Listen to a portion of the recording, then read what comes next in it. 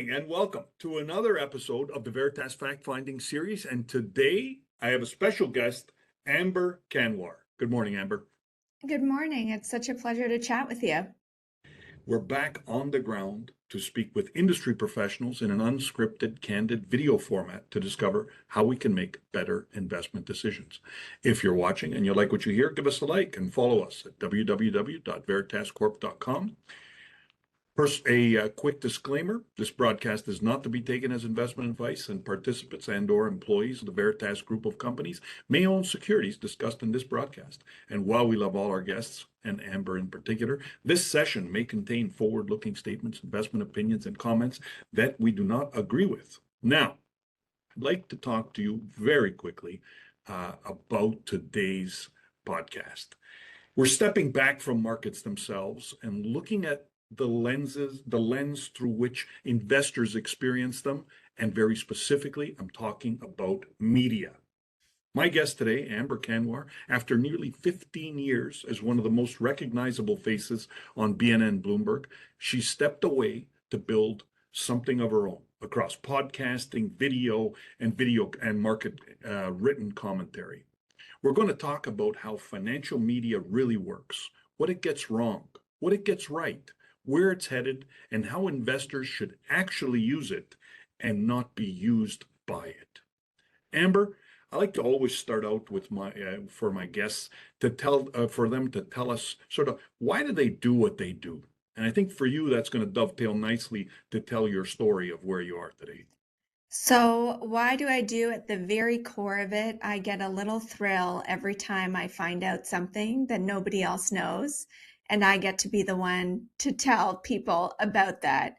And I think that thrill is something every journalist has and is what keeps them in low paying, disappointing work situations, because we are thrill junkies at the end of the day. At least that's kind of what it is for me. I Why like I that. do why I do financial journalism was kind of just because when I came out of my Master's of Journalism program, I said, I'm going to save the world. I'm going to do documentary, investigative work. I'm going to do deeply meaningful stuff. And guess what? Everyone who comes out of journalism school also wants to do this kind of deeply meaningful stuff.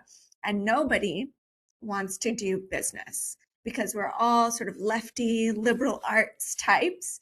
And so, that's boring. But I happen to have a business degree before my master's. And so I simply emailed BNN right out of school and I said, hey, I've got a business degree and a master's degree. I think I should work there, don't you? And then 3 weeks later, they're like, sure, you can come in and mic up guests and pour their coffee. And that's how my journey started, literally in business journalism. And so you plugged away, kind of getting coffee and everything else. And how long did it take you from that step to get to in front of the camera? 2 years, which doesn't seem like a long time, especially when you consider I was 25 when I was hosting my own morning show. So that was a little bit crazy, but those 2 years felt like a very long time for me. It felt, once I decided that's what I wanted, it was just like, step one, I need to understand finance, right? That's an important step. And step two, I need to get the people around me to notice me and think that I'm sort of ready for this. Amazing. So, everybody that you listen to is like deep training and an MBA, a CFA, really, really deep stuff. My MBA and CFA was just listening to BNN day in and day out, interviewing people like yourself, the pre-interview process. The producer kind of books you and working up my courage to ask people like you sort of questions and not feel stupid.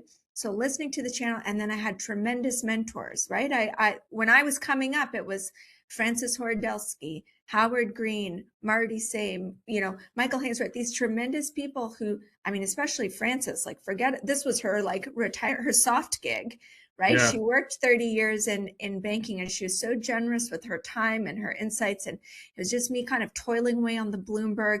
And again, not approaching it from an investor. I'm not going to be the investor, but it's like, I need to understand the language.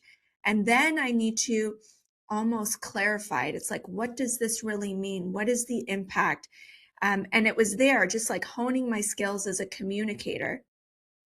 When I first started, I was like, just look smart, act smart, right? This is a really smart audience. People like Anthony are listening and they'll know if I don't know my stuff. And I think a lot of people did know, right? For the first couple of years, I Oh didn't know yeah. my stuff.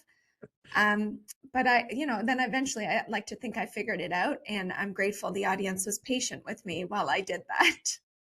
I think, we do a lot of work with training young people. It's the lifeblood of our business. We're always looking for the brightest and best, and there's always this talk. And your story is interesting in that way.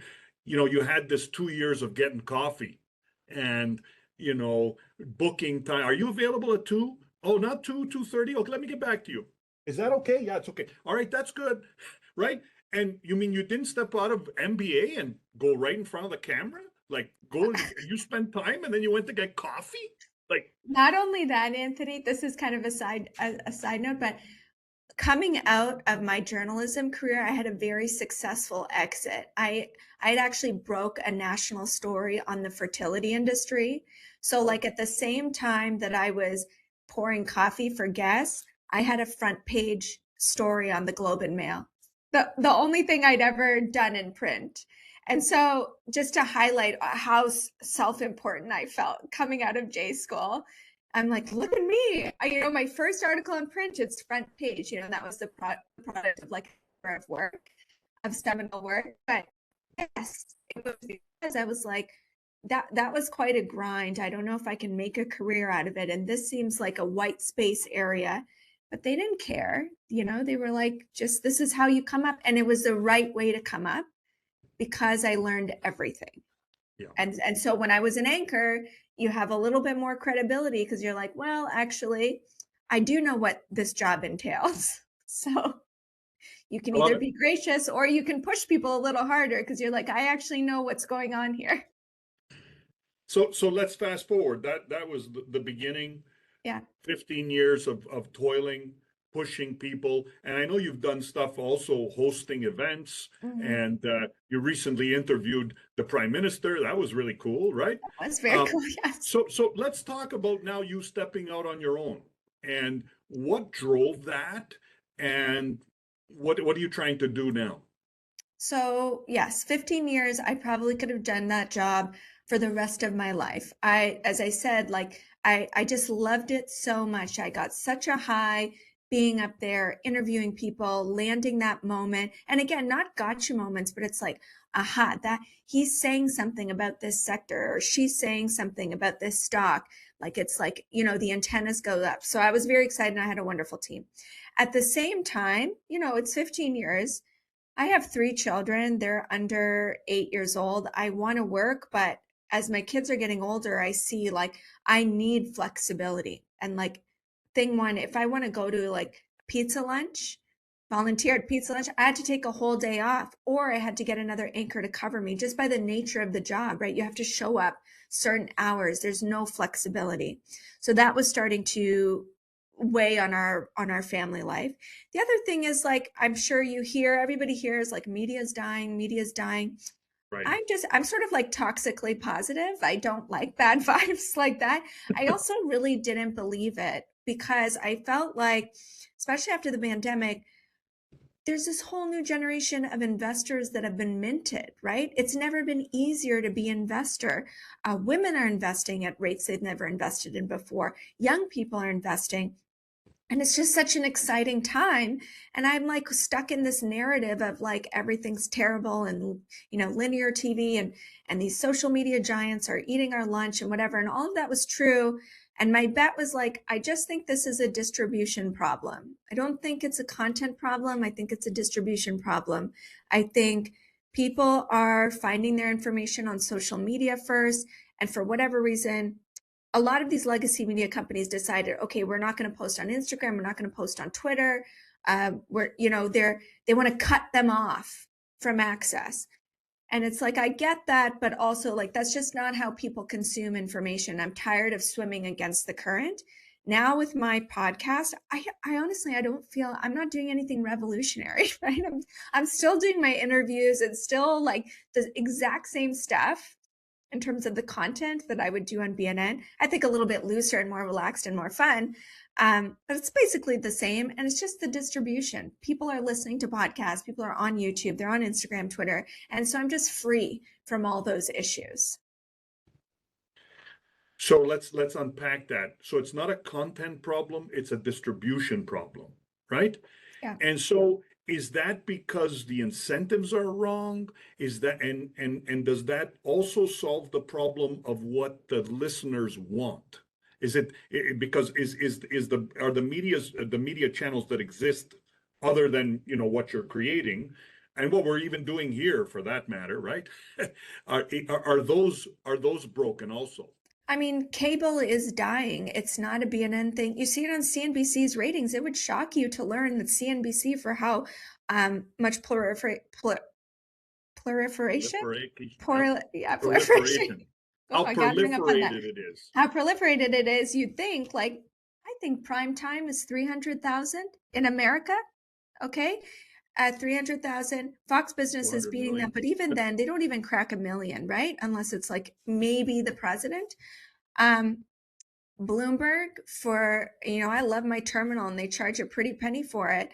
Even their TV, they've cut back on TV, right? So it's just changing. I see it through my children. They don't know what cable is.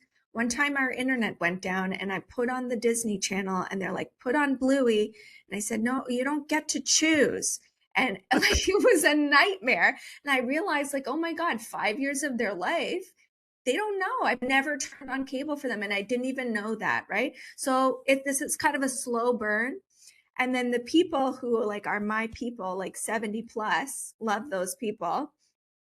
They're still turning on cable, but just the younger generation isn't as plugged in that way. And the podcast, I think, for me was a proof point because, again, I think I'm doing the same thing, but now I get more recognized for the podcast than I did at BNN, right? And from younger people too, because everyone is listening to podcasts all the time. So again, that's where I felt like it was not really the content, it was the distribution. And then there's a double-edged sword, Anthony, right? Like anybody can go on social media. Yes. Anybody can say anything. In journalism, Anybody can be a star. Today, yeah, anyone can be a star. which is democratizing. Yes. My barriers to entry were so low, right? Right. If I wanted to set up my own TV channel in this country, forget about it. Like this would Right. cost me millions. I'd need to beg the CRTC. I'd need to look for an available license. There's only 2 business channel licenses in the country. One is dormant. And it's like, oh my God, do I want to go through the brain damage of finding a lawyer? You know what I mean? Like if it weren't for social media and the internet, my entrepreneurial story would not have happened. Yes. Truthfully, right?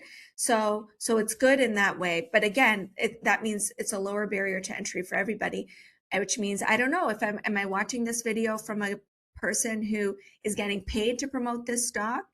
How do they know what they're talking about? How do I know if there's a lot of conspiracy stuff out there. So like having credibility that I did is important. And then being really clear about what my guardrails are in my company are important. And I borrowed a lot of that from my upbringing as a journalist. Excellent. So what's your strategy now? Your ecosystem, podcasting, YouTube, the newsletter. Yeah.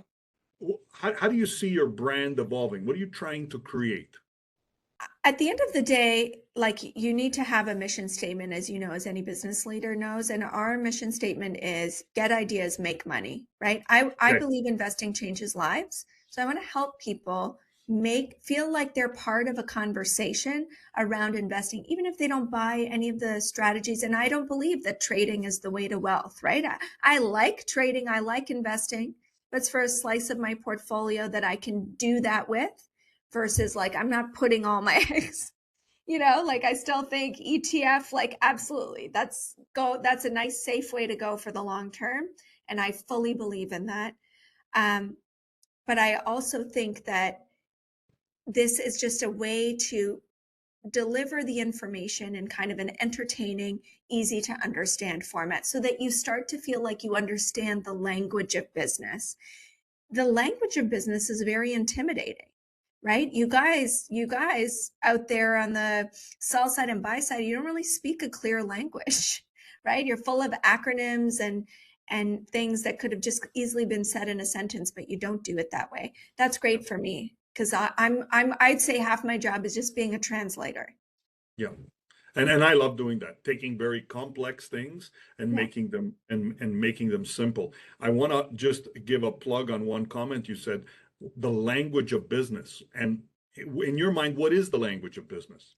It's a clear sentence, right? That's what it should be. The language of business is, um, SSS missed the guide, but you know, um, beat. The SSS guide missed, but current quarter beat. And it's like, what is that, right? What you want to say is like the company is warning that they're not going to be able to keep up their sales momentum. That's a clear sentence, not Yes. same store sale. I don't try never to use the word guidance. Guidance doesn't mean anything. It's a forecast. You're either boosting your forecast or you're warning about your forecast. So it's just those little things. And I learned that as a journalist. It's part of like actually the Bloomberg way, which is a kind of a template, a book that everyone who works at Bloomberg is given. And I just read it when we were at BNN, even before we were at Bloomberg. And it talks about that, just like really, this is not a new principle for me. It's just like really making it clear what is happening. Don't let the finance community get you sucked into jargon and Yes. sugarcoat what's going on. And I guess where I was going from, which is our view of the world, I've said many times that accounting is the language of business. Yeah, I didn't mean English, that. and so, but English, Yeah. what you're getting at is like, get rid of acronyms, Mhm. make it clear, just say exactly what you mean. The company's going to miss, the company's doing poorly, Yeah. etc. Anyway, I totally agree with that. I love that. So now many people are watching BNN. They're not just, and now I'm speaking Canada. You mentioned that the viewership being down or they're consuming content differently. I get it, but there's still many a professional that is watching this and has in the background BNN or CNBC, et cetera, Bloomberg in their background. So if you had some tips for people, right? Are there things you find genuinely useful? Are there things that you think investors or the audience should kind of be cautious about? What are the telltale signs? I mean, not necessarily about legacy media. I think it honestly applies To to all media. to all content. You know, Great. my first thing is like headlines does not equal, what makes headlines does not equal what makes markets.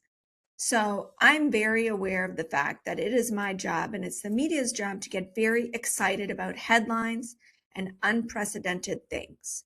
And we did that a lot last year. Was that an effective guide for investors? No, No. right?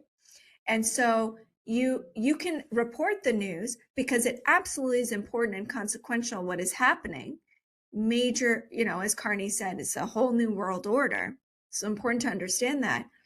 We need to do a better job of going that one step further and saying, well, what does that actually mean for your investments? So now with hindsight, we know none of that mattered because the economy still grew and earnings still grew. That's it. That's all that matters for the markets.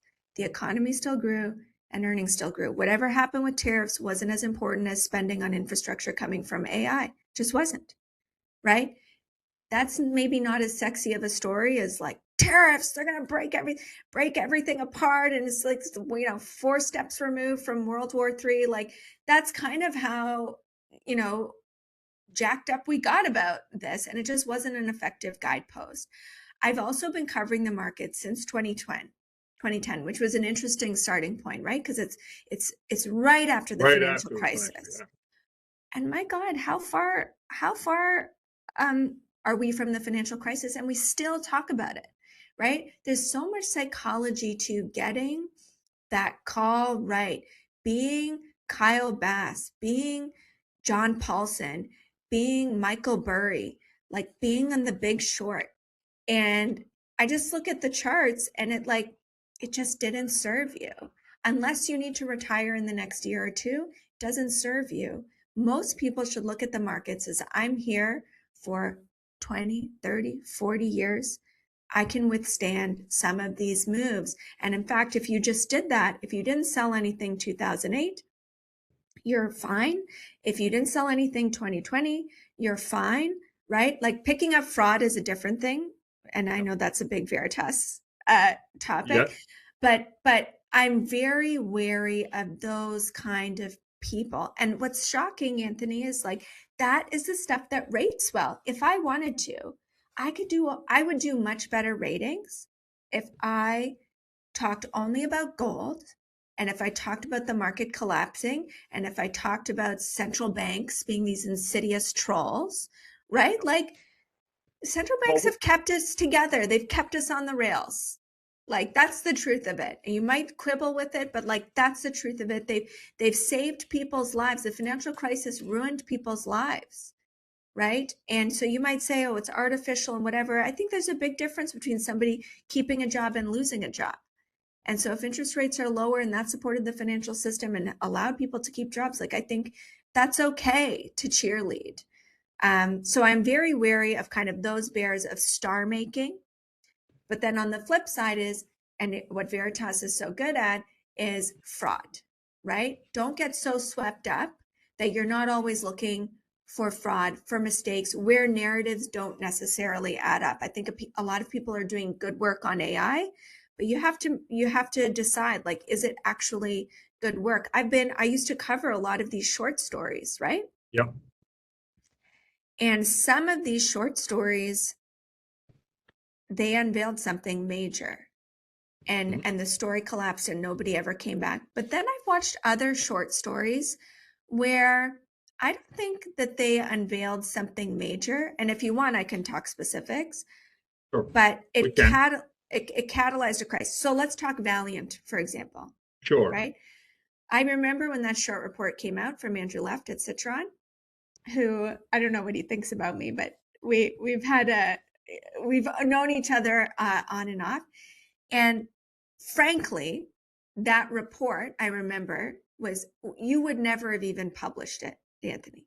It's riddled with spelling mistakes, just like, a little too pedestrian. I know I said it should be clear English, but this is too much conjecture. Sensationalized. Extremely sensationalized. It said this is Enron.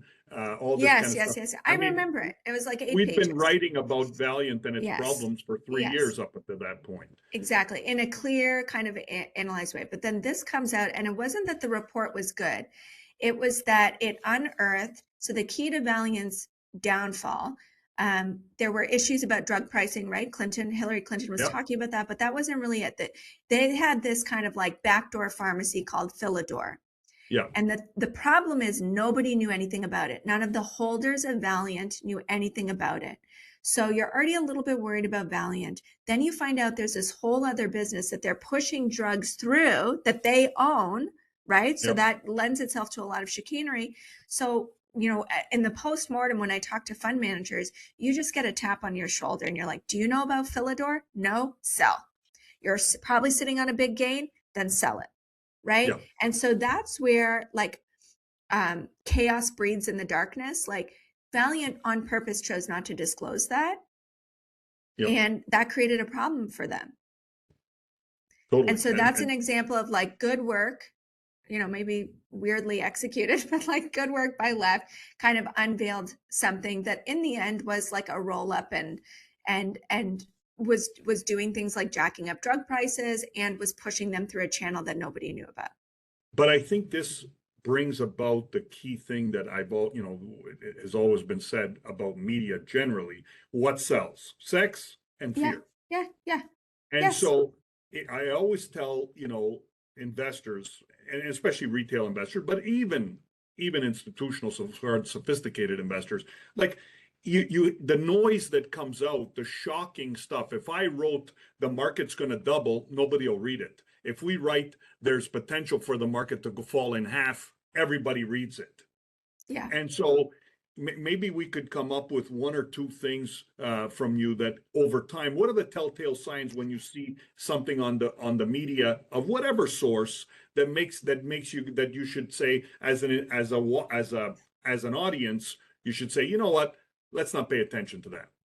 Separate the So signal from the noise. it really is the logic of it, the logic of it. So understand, is this person dogmatic? It's so hard to talk to gold bugs. It's so hard. I've been talking to them for years, and it's like, you're dogmatic. I can't listen to you. They ultimately were right, but like that's like, honestly, it's been 15 years, right? And now you're right. And by the way, nothing you said is true, right? The reasons you were right, it's not what happened, right?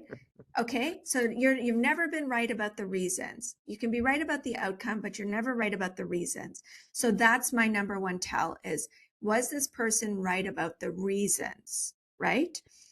So that's important. So my other example was Home Capital. Yep. Right. And remember, Mark Cohodes, he shorted it, and he got mad at me when I said this. But he shorted it. He unearthed, and he did a lot of groundwork to unearth that there were a group of brokers in Brampton that were not doing proper income verification. Yep. And that was absolutely true. That's not why Home Capital struggled, though, right? It forced a crisis on their bank. They had a run on the bank, and then the regulator stepped in and kind of made that crisis worse by saying, we're looking into this issue of the brokers. So really the problem at Home Capital was it was a run on the bank. Well, it was the risk And that they had, how they had structured their deposits to be all short term, and they lent out long term. That we had written about that and warned that this was going to be a problem. And then Cohodes, you always need a trigger. Yes, so he was the trigger. He was the trigger. And again, like, but that's all it was. And then in hindsight, look in hindsight. So Valiant, you took away Philidor. They were unable to do what they'd been doing in the past. Yep. In this Home Capital situation, I believe they didn't lose any money on any of those loans. There was no rot. Their practices were not good, but they didn't lose money on those loans. Those were not bad loans. Yeah. In fact, so if I could maybe crystallize the points I was trying to get at, is when someone comes around and sensationalizes whatever opinion or facts that they have.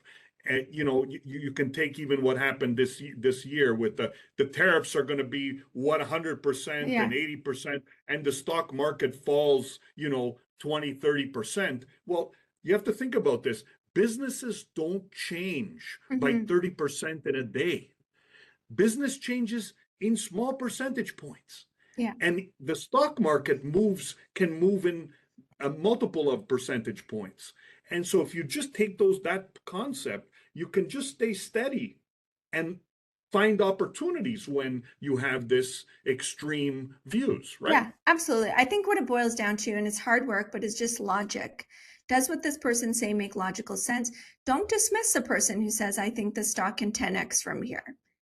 If, like that sounds sensational, but I've listened to people who have made those calls. Like there are a lot of smart people in your industry, and there was logic behind it, right? That wasn't rooted in, dogma, in reputation seeking. You can kind of suss it out. I think you can suss it out in interviews. So understanding, what is this person's incentive?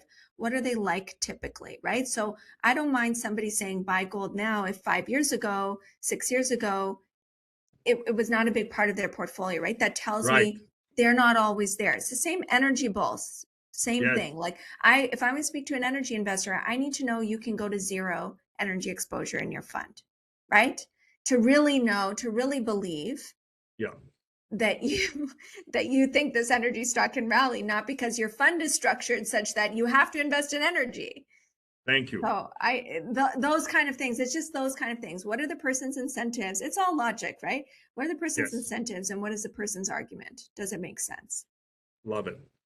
I want to bring up something before we wrap up, and that's AI. Yeah. As we watch videos, I've seen they can show Trump saying something, they can show the Queen who's no longer here, but say that, look, she Yeah. just said this. Like, it's amazing what's possible and what's happening out there that's available online and seems extremely credible. How do you think that AI is going to further disrupt, or is it going to disrupt media? And how are you adapting to it? And how should the audiences adapt? First and foremost, it's going to disrupt communication about financial information. Like I already see on these platforms, these trading platforms, there's AI tools that summarize the news. So if Yep. you're in news, like guess what? No one's reading, they're just extracting a summary. I use AI to cut down on a lot of my legwork, like transcripts in the old days. That was such a pain in the butt. Now I get a generated transcript and I said, I remember Anthony said this. I can't remember what time or what the exact quote is. I dump it in Bang. ChatGPT and I say, find the quote, clean it up, and tell me what time it's at. Right. And then that used to take like 6 hours. That'd be my whole day to like try and find something like that. So absolutely, it is being used both on the media side. It should be used in finance, right? Like when I get those analyst reports, it used to cause a lot of brain damage to be like, okay, what is, somebody used the acronym KOL talking about biotech. Do you know what that is? The No. KOLs, key opinion leaders. And I'm just like, goodness, just say it. Wow. KOLs, it was like littered in this biotech report. And I'm like, and to them, that language makes sense. And I'm just like, I dump that stuff now in ChatGPT and I just say, what does this mean in English? So anybody who doesn't understand finance, like it's never been easier to like dump it and be like, explain this to me like I'm 5 years old or what the implications are. So I use it for that. And now there's podcast slop. There are literally thousands of podcasts being generated by Yes. AI. And I think they're trying to figure out like what sticks and what's not. I heard somebody say they like so they were traveling and they had this huge report that they had to get through. They dumped it in one of these AI engines and said, summarize and turn this into a podcast. And then they listened to it for like half an hour instead while they were traveling. And so that for me was like kind of like, oh shit, okay, I gotta. So what's my edge gonna be? I don't think AI is good. I think people still crave human Yeah. authenticity, human insights, the things that can happen that are like sort of mistakes. So I really lean into like my personality, trying to make it funny, trying to make it entertaining, because I think that's something that AI will not be able to replace. And then I don't know, this is for you. I'm sure you guys discuss it. Like, is AI going to replace stock picking? Right? AI That's is the just going to ultimate. be, I think AI is just going to be another source of stock picking. And people already So use it, right? For their it, quants and for, you already had quant. It's yeah, just augmenting what quant can do. You have technical, it's augmenting what technical can do. But what you still have to do, and I've been saying this for a while now, is you need judgment. So you said, you know what, I'm going to interview whoever it is, and I need that quote. Well, yeah, you knew that the quote was what would actually pull together the yeah, session. yeah, AI didn't give that to you. yeah. They don't know. It's you, and they helped you be a super you by Yeah, allowing you to get that immediately. yeah. And so I think this is going to be a key point. Um, and for investors, it's going to be challenging for them to decipher what they should pay attention to and what they should not. And I think they're going to have already done their own homework before they actually listen to a so-called expert. Yeah, and I think now more than ever, it's never been easier to do your own homework, right? AI does make Yes, the information accessible, as I said, like you yes. can translate it.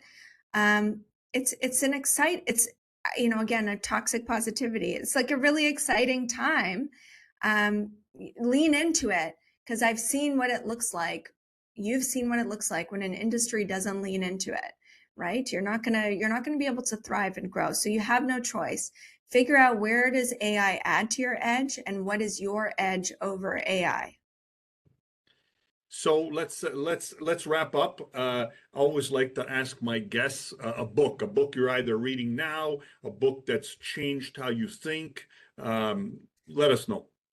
Okay, well, I'm not that profound. I find the work that we do is very cerebral and heavy. So I like a lot of light reading. If anybody wants a light book out there, I just read The God of the Woods, which is it's interesting. It's kind of like a coming of age, and then there's a murder mystery as well. So it's like if you just want to get lost and forget about Greenland and Venezuela and multiples and all of that stuff, like I think we need a little bit of lightness. So I'm going to recommend a good light book that you can get sucked into, and you can finish it in 3-4 days.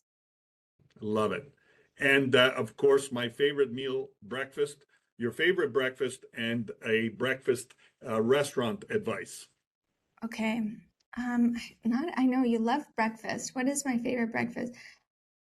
I guess there's a new cafe around me, Bomu, which has really nice croissants. So we're Oh, very yes. into we like the Bayview, croissants. just south of Eglinton here in Yes, Toronto. yes, yeah, yeah. So Bomu, that's I really know it good. And they well. have a nice sourdough.